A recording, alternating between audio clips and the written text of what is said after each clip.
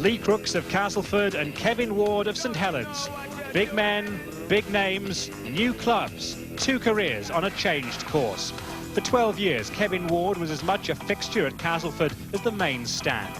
Then in the summer, a surprise move to St Helens at the age of 33. And the reward this month, a recall to the Great Britain ranks.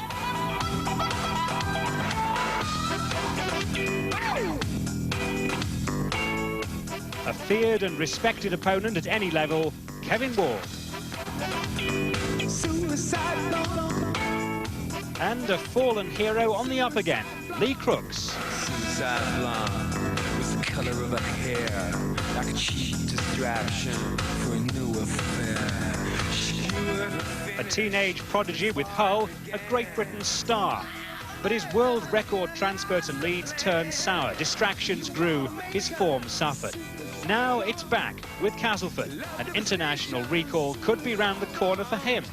Obviously, I think she'll probably have a lot to prove today, like being left out of the Great Britain squad. And my honest opinion is that you know, he should be in there. Like incredibly, he's one of the best props going, and he's proved it with this form this time. Like so. Kevin's been there and done it all, and obviously I've got a lot of respect for him. And I think it's going to be a very close battle throughout this test series for who's going to get the top spots.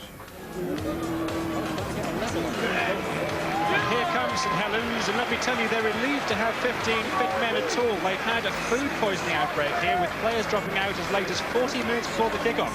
So the team has wholesale changes. Phil Beavers and Tony Kay replace Gary Connolly and Alan Hunt.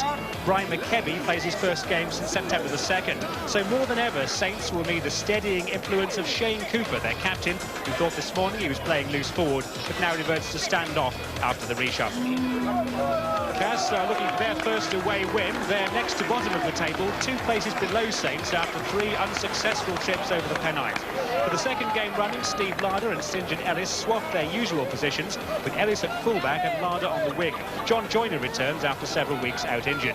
It'll be interesting to watch Sean Irwin, normally a centre, but today, as last week, he's in the second row.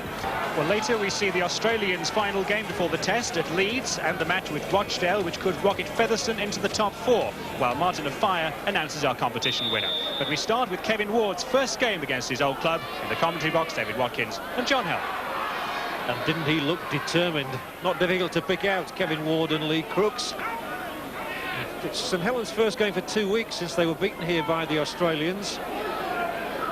So their spectators, their fans are keen to see them back in action against Cass, who've done well here in recent years. 2 wins and a draw in their last 4 visits, and there is Lee Crooks straight away, and guess who's got hold of him? Kevin Ward.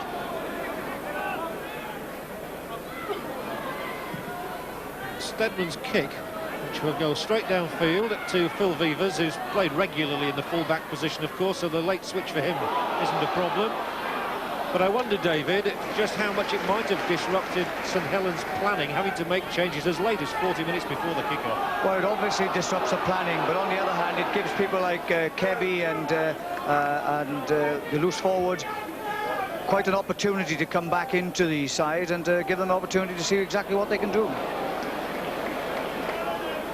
St Helens with the ball, and here is that loose forward, Bernard Dwyer. He was due to be in the second row.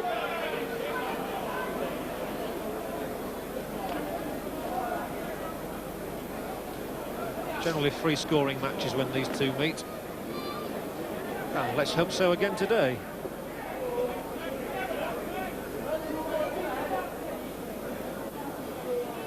It's not to discount the defensive work, of course, on both sides.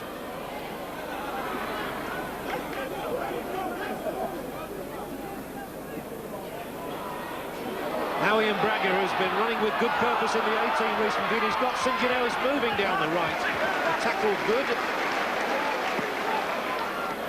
French along the line, John Joyner, sleight of hand from him. Hardy trying to put his man in and just caught by the ankle. Tirapati it was who made the tackle.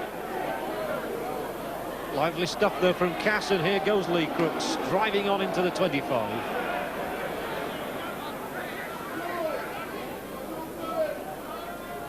Again, Joyner they look to.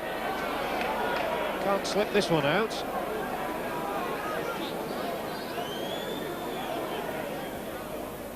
Stedman, kick through, and it's picked up for St Helens. Oh, a nice little jink inside as well.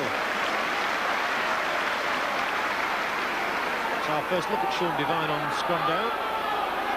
Groves, the long ball, it could have been dangerous. They try to whip it out for Kebby. He's got a clear run. He's got one come across. He's got past him. He's got past the second. And Kebby did well. There was a roar went up from the crowd when his name was announced. So although they'll miss Les Quirk, he's obviously a bit of a favourite with the locals here at Knowsley Road. Haggerty with that familiar style of his. Gets the pass in as well. Groves there. Shane Cooper. This is out Ward. Oh, there must be an overlap on that right side. Vivas, Kay's on his outside. Vivas might not need him. And is that a try? Was it a double movement? Or is he still short? He's literally a foot short. Brilliant start, though, from Saints. To say that they've been so ravaged. Haggerty makes it towards the line, and he's 5 yards short. Held up. Last tackle. Rip-roaring stuff from the Saints. That's got the crowd roaring. Now, the little kick through is from Cooper, and that's a try! Two men might have claimed it. I think it will in fact go to George Mann. Though Mark Bailey was diving for the ball as well. Just the start Saints wanted. Mann's the man to do it. Well, there's no doubt in the St Helens commitment in going forward, and this little grubber kick through breaks the defence and scores the first points. Proof, if you needed it, that it was George Mann, and it's number one for him.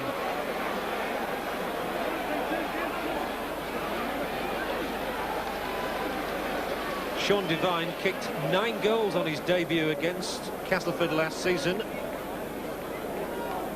22 points he collected that day. He's got a chance for his first 2 today now.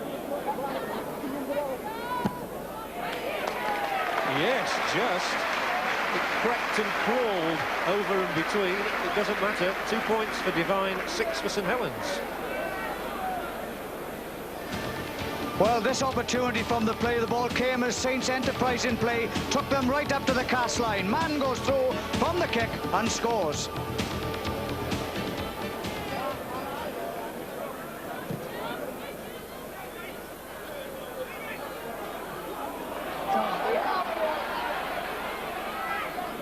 Kebby's lost it, and Cass have their chance now. It'll be Dean Sampson first, and he'll drive on towards the line.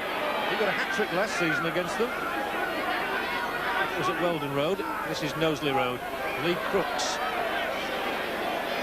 Keen to put on a big performance, I've no doubt, Crooks today, with Malcolm Reilly choosing his Great Britain squad on Monday for the first test. French, live wire scrum half. I think it's worth making the point that even if you weren't named in Malcolm Reilly's original selection, there is still room. Stedman looking for some room here with Kevin Beardmore. On the last one, well, Saints scored on their last tackle. Can Castleford repeat the feat? The tackle is good. The 6th tackle on Sean Irwin. The Saints line holds.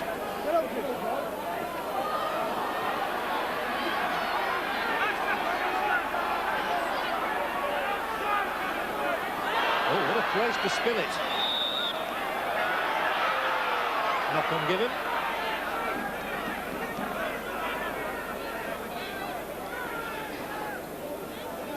He's come over the Pennines as well. Brian Golchus, the referee from Bradford. And it's Cassie's ball from the scrum. French spooning it out to Stedman. Involved twice, looking for the long ball out, and it's a good one, and David Plange, he's there. They don't stop David Plange from that distance. And Cass have the immediate reply.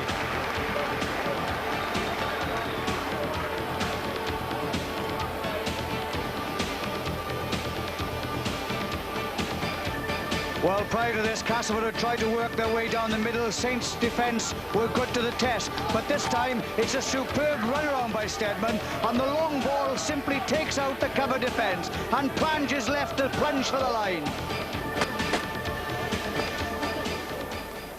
And Crooks do what Devine did. Far more difficult kick, but he's kicked them for his country as well as his clubs. Hefty boot of Lee Crooks, hoists it. Not quite there. close, but Castleford are still in arrears.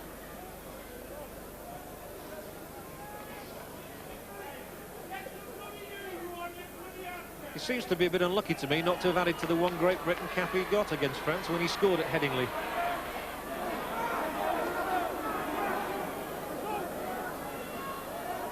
Sampson.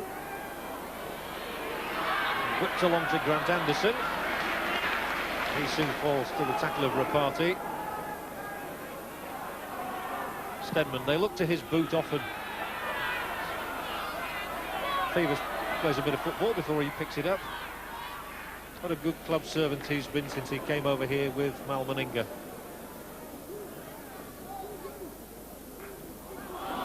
Well, only a quarter of an hour gone. Both sides have scored a try. And you think in the last couple of weeks there have been 2 matches in Lancashire which didn't produce a single try. At least we guarantee the one SCRUMDOWN.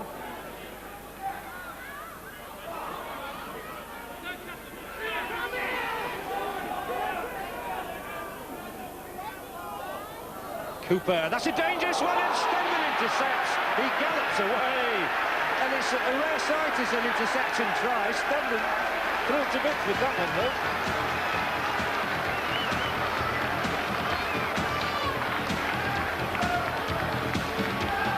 Despite the good passing of St Helens, they have been prone to throw out balls like that. And Stedman, everly aware for situations like that, picks it up. No one in his sights at all, and canters between the posts. There it goes, and the Castleford fans behind the sticks are able to applaud. Lee Crooks' first success of the afternoon, and Castleford, having been 6 points behind, are now 10-6 in front.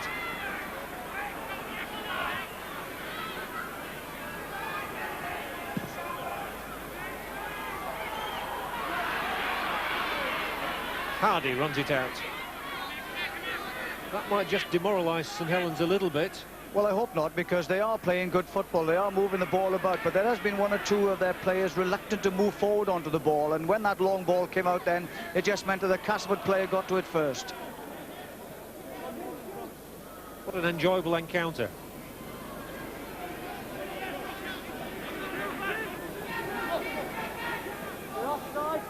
Kevin Beardmore decides to make a few yards himself. Good to see the Great Britain hooker back in the fold. He didn't play in the early weeks. Graham Southern would have the number 9 shirt. Stedman again. Once more he kicks. This will go straight to Kay. Chuggles with it first. There's a tall, rangy lad, is Tony Kay. Nailed by Plange, and the touch judge has to raise the flag for the first time. I think a boot went in there. Tony Kay is back in rugby league, and doesn't he know it? But referee Goltris doesn't speak to anybody. And Castleford win the ball from the scrum. Stedman, again he's away. Graham Stedman, he's going to get another try. They'll not stop Graham Stedman. What a marvellous little 3-minute spell for the Castleford stand-up half, his second try.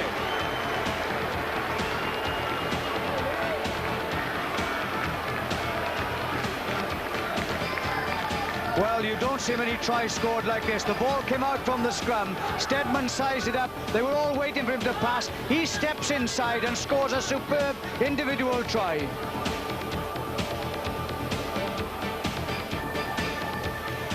The St Helens fans were booing on the far side. I think they felt that St Helens should have been awarded a penalty just before the scrum. The touch judge had flagged. The referee gave the scrum. Castleford won the ball and got the try. And Stedman has taken over from Lee Crooks, probably because it was a left-footed kick. And that was the right angle for him, and he used it well and converts his own try. And Cass goes 16-6 in front. And we're averaging a point a minute.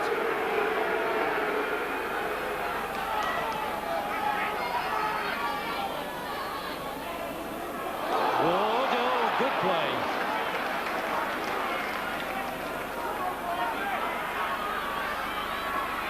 Haggerty, yes, that's a terrific run from Roy Haggerty. Still wants to find Sean Devine. Excellent second row play from the Great Britain man. Longest serving player here. on offside against Sampson, and instead of just going for the 2 points, St Helens are keen to run it. Groves, Cooper bringing them on, Rapati, Bailey cutting back inside. Rapati once more, Kebby is in. Private Kebby gets his first try of the season despite Joyner, despite Ellis, and St Helens are back on the scoreboard.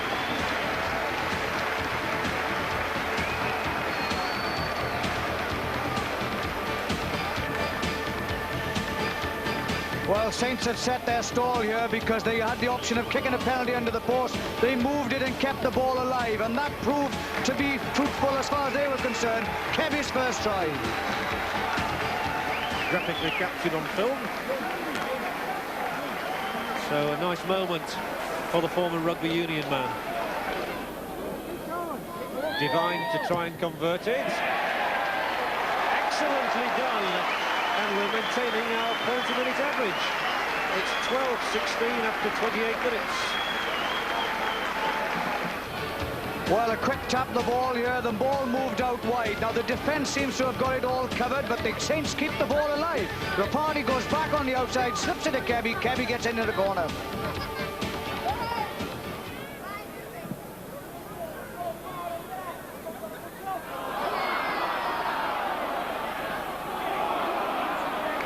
Behooves again as George Mann tried to make some ground. Well, the score could finish up at literally anything in this match. Well, there's been some superb tries, and again the break is made in the Castleford defence, and some people will say quite obviously that the defence isn't what it should be, but there is some good backing up and some very good running off the ball as well as with it. And look again how they kept that ball moving. It was Mann that time after a bulldozing run from Kevin Ward. Now Divine takes it inside the Cass half.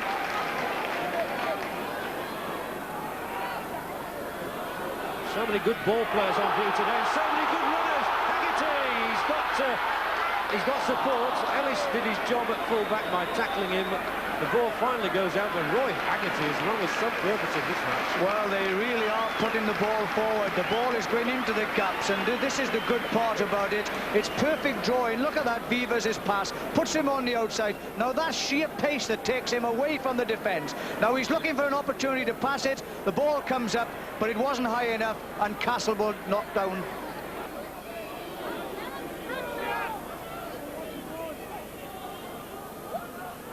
Beardmore.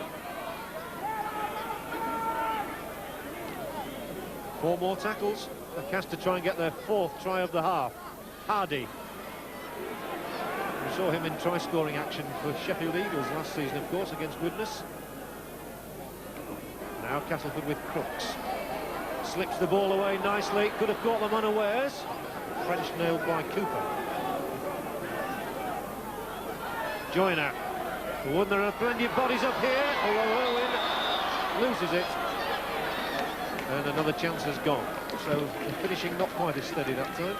Well, both the finishing and St Helens' defence has tightened up quite a bit. They are now marking a man rather than everybody coming into the middle and leaving gaps galore on the outside.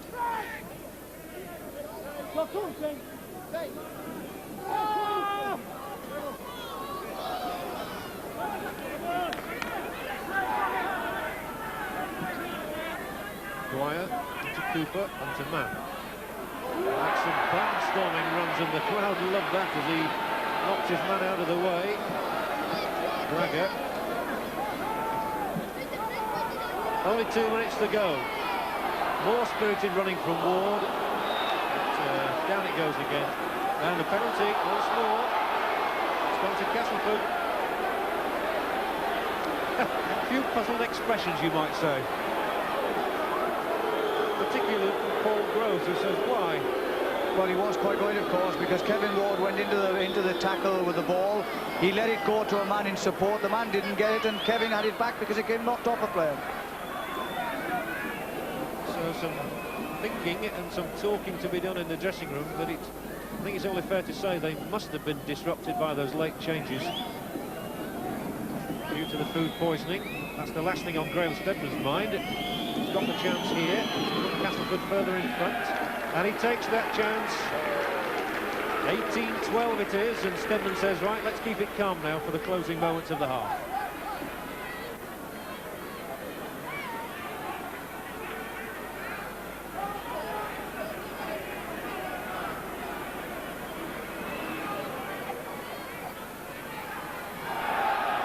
allowed it to hit him in the chest with Ellis, and that's not a knock-on. It didn't touch the hand.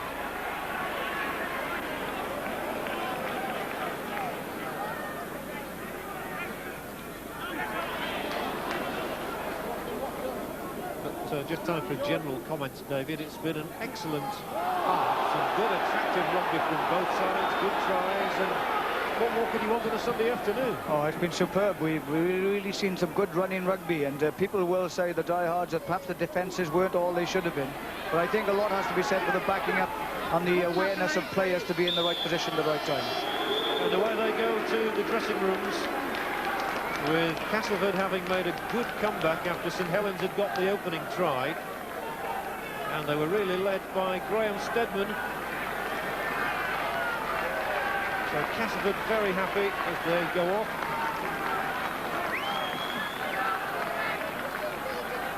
So after the first try from George Mann, back came Cass, a try from David Plant, 2 from Graham Steadman, but then Brian McKevy got 1 for St Helens, but it's Castleford 18, St Helens 12 at half-time. We'll be back after the break.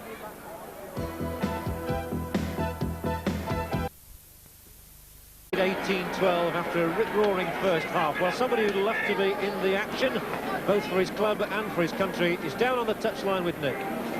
Yes, it's Paul Loughlin injured, of course. What did you make of the first half watching as a spectator?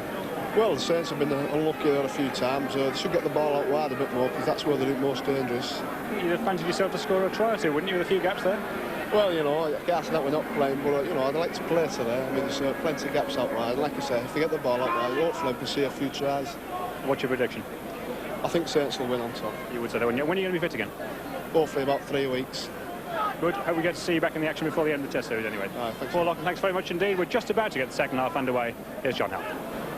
So Castleford will restart from the boot of Graham Steadman, who's got 2 tries to his name already here. And this is it, and we're all hoping the second 40 minutes is as good as the first 40. They were terrific. Here's Mark Bailey.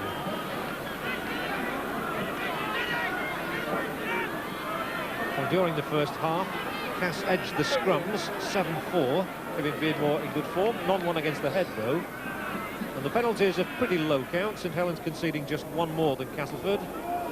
And they made more errors, 5 more, in fact. Kevin Ward makes his first inroads in the second half and gets the ball away for Beavers. They've not really made any yards from where Ward went down yet.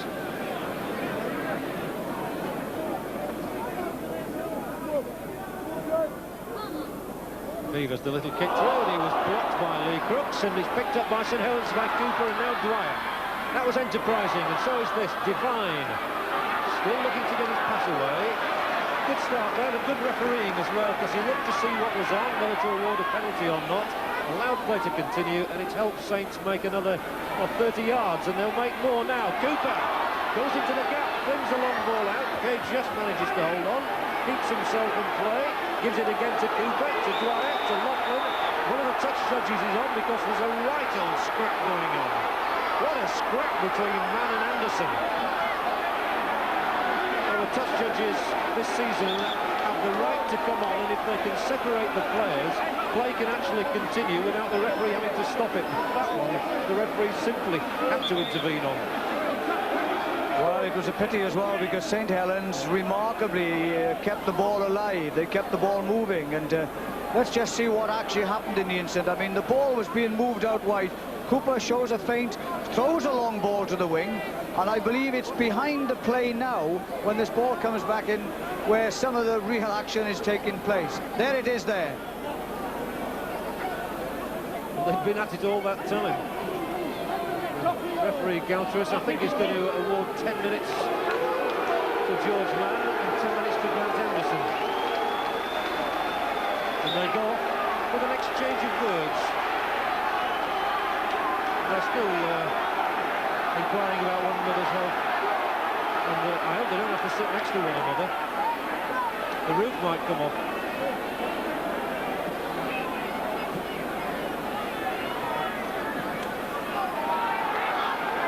Cooling off period, not a bad thing in rugby league. French ordered a ball that perhaps wasn't on. They'll all be remembering Graham Stedman's interception try in the first half now with that sort of a pass. Here is Stedman. Kicking wide, and that might well bounce into touch. No, Hills gets across. He's played well. Consistent player. Cooper. Divine. The ball to his left wasn't on, the ball to his right is for Rapati. It's taken 3 to get him down. Groves, sold from acting half-back, he's dangerous. What a spirited run from Paul Groves. Brilliant play from the hooker. That was the form that won him Great Britain honours, took him on the 88 tour in fact, and now there's a roar. They're sensing something on here. St Helens seem to have so many people up. Haggerty, oh, he flicked it back, and French said thanks very much. Well, that's been one of the problems of St Helens in doing that. But this movement, Groves has really hit top form. He really is a great player in the loose as well as in the middle of the scrum. And really it took everything from David Pange to catch him from behind. Bad news for St Helens. Paul Forber is defying medical advice to play the game of rugby league, and he's had to be carried off.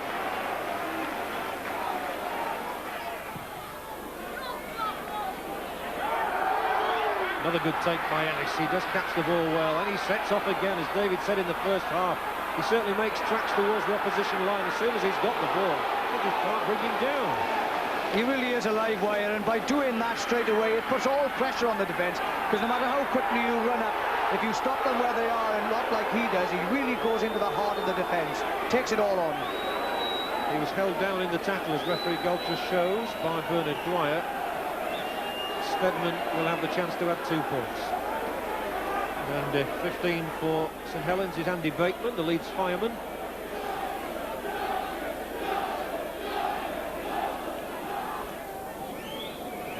He can make it 20-12.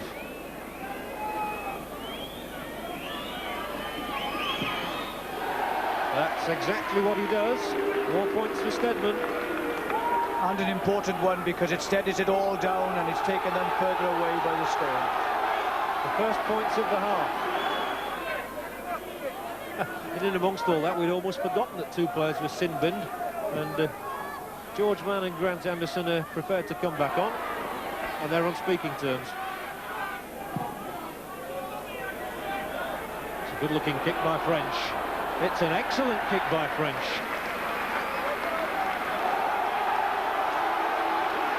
People forget he actually had a spell over here with Springfield Berra. And back on come Messrs Mann and Anderson. Mann into the pack. The ball into the scrum. Out for St Helens. Cooper. Bailey. That looked like crossing to me. Obstruction penalty for Castleford. Just when St Helens didn't need that. Well, they certainly couldn't afford that then. I mean, they had 6 play the balls. It might have been better then for Shane Cooper to move the ball out, irrespective of a move they had lined up in that position. As it is now, Graham Stedman has an opportunity to put Cass even further ahead, and of course to bring the game to a slowdown situation. Stedman here then, aiming to maintain a 100% record, which he does. And 2 more really priceless points for Castleford. We saw Paul Forber carried off a few minutes ago. Well, there we are. It's an ankle injury apparently, so that's good news in a sense for Paul Forber and St Helens. You can see the ice being applied. Well, I still believe they can score tries. Bateman trying to find Kebby, which he did inadvertently.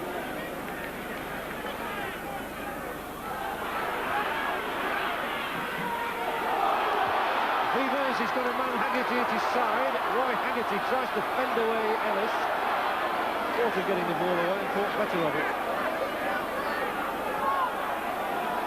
Nearly 7,000 fans here today. The next best attendance after the Australian game, but it's Cooper and now it's Kay. Cooper once more. Groves to Cooper. He's got an open line now and puts the ball down. It's the simplest try of the afternoon, and it's gone to the Kiwi Shane Cooper, setting a captain's example.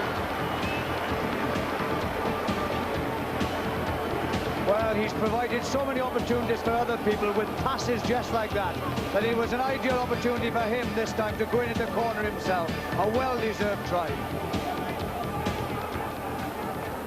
He once got 6 in a match against Hull. One for the moment will do, and it's induced the team talk on the Castleford side.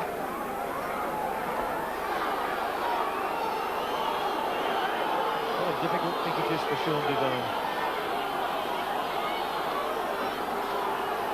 The ball perfectly upright. Curling in, and curling short.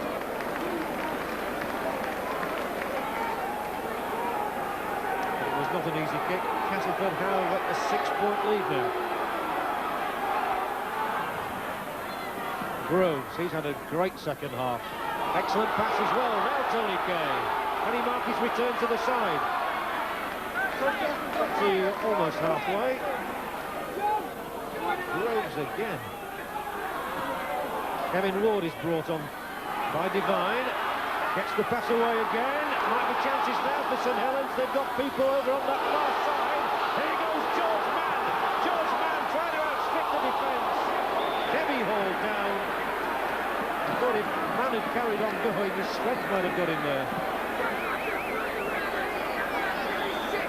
Well, St Helens moved the ball well. They've taken the defence on here, and the ball, the passing is in one.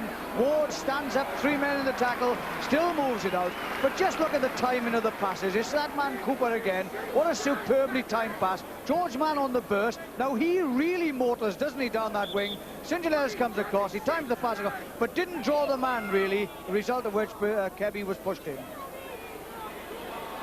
Larder's turn to run it, and it might come over to Plants for another tilt down this left touchline. Can Plants get past the 2 lines of defence?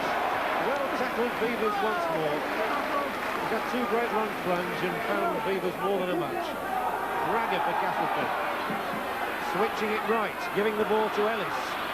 The game really deserves another try, but which way is it going to go? Ellis, spirited running once more.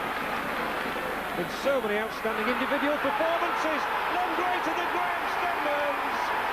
Hat-trick for Stedman, and that surely is going to clinch a Castleford victory.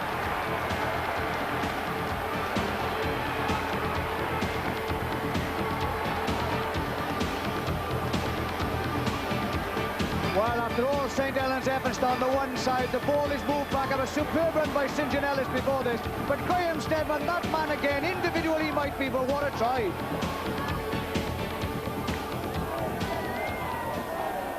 He kicked 7 goals against them in March. He's got 3 tries against them today. And his has been a towering performance in terms of point scoring.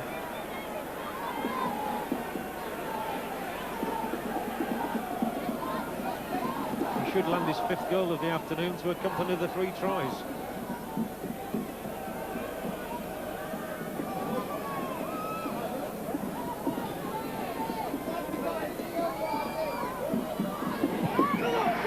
Cass are surely far enough ahead now to say it's our day. I'm sure the tension has been released down by the Castleford bench. Nick is down there. Well, I think psychology may have played some kind of part in Castleford's trying this afternoon, John. Mick Morgan, who you see there, just scratching what little hair he's got left. He's been running up and down the touchline like a jack-in-the-box, passing on all the instructions he can to the Castleford players to keep them going through this second half. He's taken some insults. He took 1 or 2 apples thrown at him from the St Helens fans, but he's made sure the instructions from the bench have been relayed to the players. And while you're down with me, let me just tell you that Graham Stedman, before he scored that try, was actually receiving treatment. He's got quite a bad knee injury, but he's playing on. It's obviously not hampering him too much. He certainly is playing on to good effect. What a marvellous day it's been for him. He is, of course, still the record point scorer at Rydale York, Graham Stedman.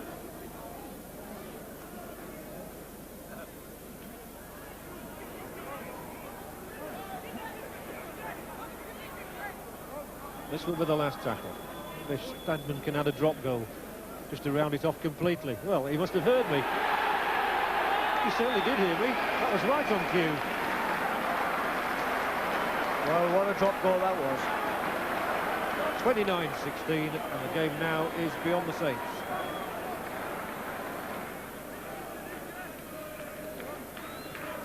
Well, we've moved into injury time. It's a notable success, this, for Castleford, and keeps their good run here at Knowsley Road going. They won here in the league last season, although they were beaten here in the Challenge Cup. They've won today, all right, emphatically, by 29 points to 16. A disappointment then for St Helens, but a great team performance by Castleford. Lee Crooks, terrific individual display from Graham Steadman, but a good team effort as well, I think, to hang on in the second half. Yeah, I think the lads showed a lot of commitment, and obviously it's nice to see Graham returning to something like top form. He had a tremendous game last week.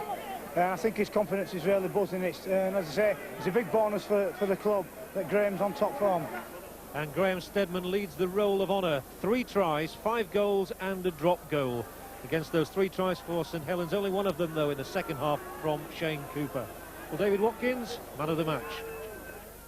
My Stone's Better Man of the Match award this afternoon goes to a player who showed great awareness of situations around him, an instinctive player whose individuality allows him to score tries like those he scored today. Graham Steadman. Congratulations, Graham. Cheque for £250 and a trophy. Lovely, David. A great win, but also that a great individual performance as well by yourself. Yeah, we knew we had to come across to St Helens today and travel back over the Pennines with the 2 points, and that's exactly what we've done. His first half performance, his defensive work needs a little bit of tightening up, but the second half we scrambled well and we stuck in there, and we've come away with a well-deserved win. Well, rumour has it that you weren't so well at half-time. They said you were sick at half-time, but you went out and had a great second-half performance. Yeah, I usually suffer a bit with nerves and what have you, like everyone does, but that's part and parcel of the game. I'm just pleased with the 2 points, and thanks to the lads. Well, a great team performance, and more importantly, a great performance for yourself. Congratulations. I thought all in all, on the day, like, we were the better team, but, you know, the thing is you've got to put points on the board to, you know, to win the game. How much did it affect you having to change the team at such a late notice because of all the sickness and injury? Well, obviously a big blow when Alan Hunt and young Connor were out, like, but obviously we have got, you know, good reserves in depth, like, and we know we could come in and do a good job, so, you know, the team was still, you know, the morale was still there and the spirit was there, and, you know, we could go out and go, you know, do a good job, like, but at the end of the day, like, just win again. Here are the day's important statistics. Castleford's Kevin Beardmore edged the scrums 12-9, although his opposite number Paul Groves had an outstanding game in the loose. Neither hooker managed to heel against the head. There were 17 penalties in all, 9 went against the home side, 8 against Castleford. But nothing even about the errors. St Helens committed 20, including dropping the ball over the Castleford line. Cass made only 11 mistakes. Now Nick has the day's results and... A lot of nerves, a lot of tension, and I think the question is, how will it affect the Australians? They're not used to this traditional event here at Wembley. The strains of the song ringing around this famous stadium. Little Andy Gregory, as proud as ever been. 6 appearances here, Gregory, never lost yet.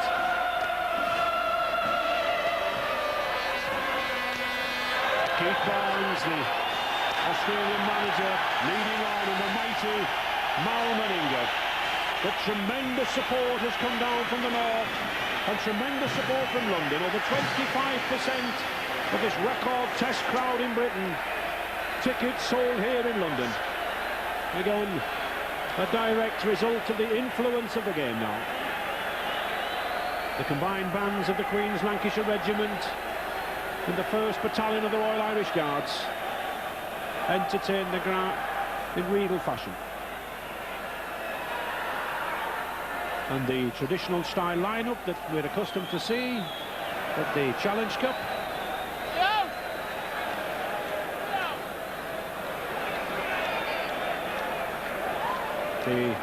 Always a nervous time, this, especially in front of a test crowd as big as this, approaching 60,000. That first ever test series kicked off here in London with a 2,000 crowd at Queen's Park Rangers. Now the 17th Australian Tour party see things so much differently. But let's hope we see as many points as we did that first day. 44 points, split the honours even. And the dignitaries coming along now. Harry Jepson, the president of the Rugby Football League, introducing Lord Haslam, the chairman of British Coal, to the Australian side. And Mal Meninga, 16 stone 12, a real power. Gary Belcher, the fullback. Michael Hancock, only 20 years of age, forced his way into this tour party from Brisbane Broncos. One of the real threats. 2 hat-tricks already. Andrew Ettingshausen, 3 against Wigan, 3 against St Helens. Ricky Stewart come in at number 6 for Laurie Daly. Daly out with a broken bone in his hand. And the big men, the 17 stone giants. Steve Roach, the hooker, Kenneth Walters, Martin Bella saw good service with Halifax. And just look at this lad, 6'4", 17 stone 8, Paul Simonon, John Cartwright, Bob Limner, and little Bob Ashby there, the chairman of the Rugby League, almost dwarfed at the side of these green and gold giants. They'll be employing that power to try to break the British ranks. And Mr. Jepson now just having a word with Maurice Lindsay, the Great Britain manager, Mal Reilly, the Great Britain coach. And the substitutes first of all, Sean Edwards, from happy memories of his last appearance here at Wembley when he received that fractured cheekbone. David Hume, Ellery Hanley, great campaigner here. Roy Powell from Leeds, good tackler, had a good game for Leeds against the Australians last week. Dennis Betts. 2 of the younger members now, Lee Jackson of Hull, and the man making his debut, Carl Harrison. Little Andy Gregory and Gary Schofield, certainly one of the linchpins if Great Britain are to make success, and Martin O'Fire, his first ever appearance at Wembley, this ex-Rosslyn Park flyer. Carl Gibson, Paul Eastwood, who did so well in New Zealand and the tour of Papua New Guinea, and Sean Hampson. Just a last-minute drink. Kenny Arthurson there, nice to see him, the chairman of the Australian Rugby Football League, flown over especially for this occasion.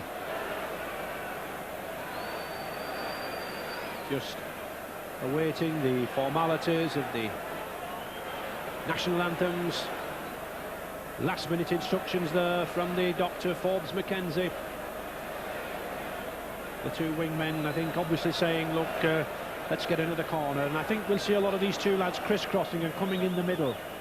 Mal Reilly, the last word of encouragement.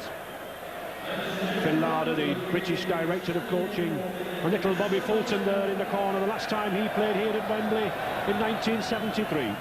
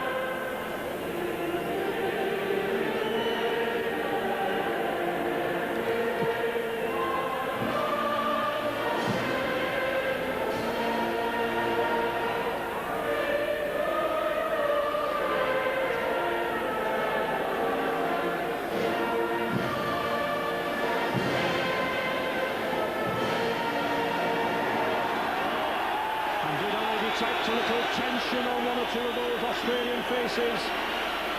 The first time that they played here.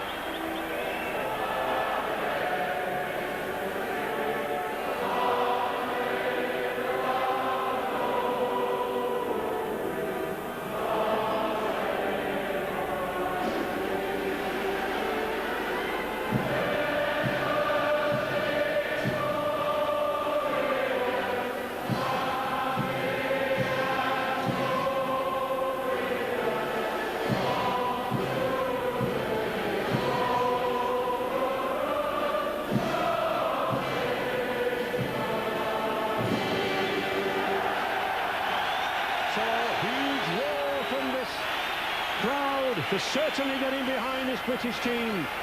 Great Britain may be the underdogs, but we all remember that famous test back in 1988 when in Great Britain went into that match crippled by injuries and won the game.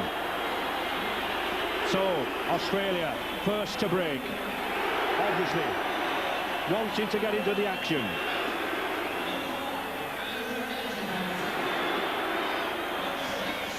The Australians getting the first feel of this turf.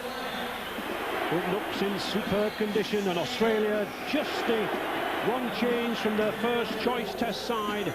Standoff Laurie Daly, number 6, is out suffering from a broken bone in his hand, and former Wallaby scrum half Ricky Stewart takes his place.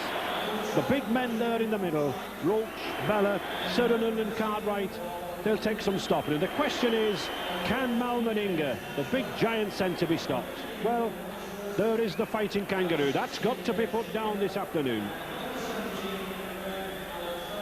And Great Britain welcome back the skipper, Ellery Hanley, for his first test since those severe pelvic problems put him off the trip to New Zealand. Youngsters, Paul Eastwood, Darryl Powell, Dennis Betts rewarded for their progress there out in New Zealand. But I think much will depend on those two halfbacks, Gary Schofield, Andy Gregory. Everyone will be rooting for those, and we must get the ball to Martin Offiah. We'll certainly be looking for a couple of his special tries. And just to keep that kangaroo, there is the lion.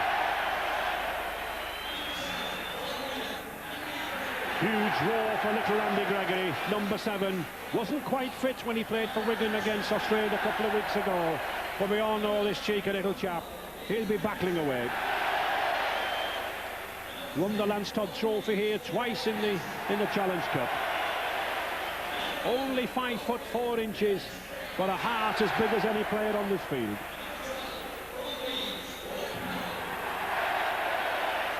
And Dennis Betts, one of the younger forwards, really making his name in the game now. This Wigan, 21 years old.